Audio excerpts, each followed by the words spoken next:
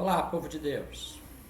Hoje é quarta-feira, dia 24 de novembro do ano 2021. Vamos à leitura na Bíblia de Jerusalém, da porção bíblica para hoje. Estamos lendo a carta do apóstolo Paulo aos Romanos e vamos iniciar a leitura do capítulo 4, que está dentro da parte B da divisão bíblica aqui. A justiça de Deus unicamente pela fé. Primeira porção de versículos, dos versículos 21 até o 31 do capítulo 3, tinha como título a revelação da justiça de Deus. E agora, do versículo 1 do capítulo 4 até o versículo 25, prova pela Escritura. Vamos lá. Que diremos, pois, de Abraão, nosso antepassado segundo a carne? Ora, se Abraão foi justificado pelas obras, ele tem do que se gloriar, mas não perante Deus, que diz com efeito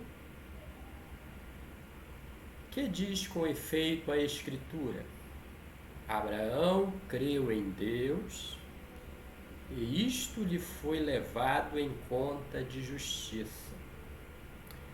Ora, a quem faz um trabalho, o salário não é considerado como gratificação, mas como um débito. A quem, ao invés, não trabalha, mas crê naquele que justifica o ímpio, é sua fé que é levada em conta de justiça. Como, aliás, também Davi proclama a bem-aventurança do homem a quem Deus acredita a justiça, independentemente das obras. Davi disse assim: Bem-aventurados aqueles cujas ofensas foram perdoadas e cujos pecados foram cobertos. Bem-aventurado o homem a quem o Senhor não imputa nenhum pecado. Ora, esta bem-aventurança é somente para os circuncisos ou também para os incircuncisos? Dizemos com efeito que para Abraão a fé foi levada em conta de justiça. Mas como lhe foi levada em conta? Estando circuncidado ou quando ainda incircunciso? Não foi quando estava circuncidado, mas quando ainda era incircunciso, e recebeu o sinal da circuncisão como selo da justiça da fé que ele tinha quando incircunciso. Assim, ele se tornou pai de todos aqueles que creem, sem serem circuncidados, para que a eles também seja atribuída a justiça. E pai dos circuncisos, que não só receberam a circuncisão, mas que também seguem a trilha da fé que teve Abraão, nosso pai, quando ainda incircunciso. De fato, não foi mediante a lei que se fez a promessa a Abraão ou a sua descendência de ser o herdeiro do mundo, mas por meio da justiça da fé. Porque se os herdeiros fossem os da lei, a fé ficaria esvaziada e a promessa sem efeito. Mas o que a lei produz é a ira, ao passo que onde não há lei, não há transgressão. Por conseguinte, a herança vem pela fé, para que seja gratuita e para que a promessa fique garantida a toda a descendência, não só a descendência segundo a lei, mas também a descendência segundo a fé de Abraão, que é o pai de todos nós, conforme está escrito: Eu te constituí pai de uma multidão de nações.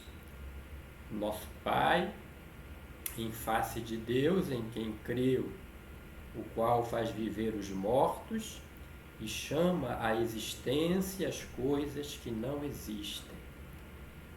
Ele, esperando contra toda a esperança, creu e tornou-se assim pai de muitos povos, conforme lhe fora dito: tal será tua descendência. E foi sem vacilar na fé, que considerou o seu corpo já morto. Ele tinha cerca de 100 anos, e o seio de Sara também morto.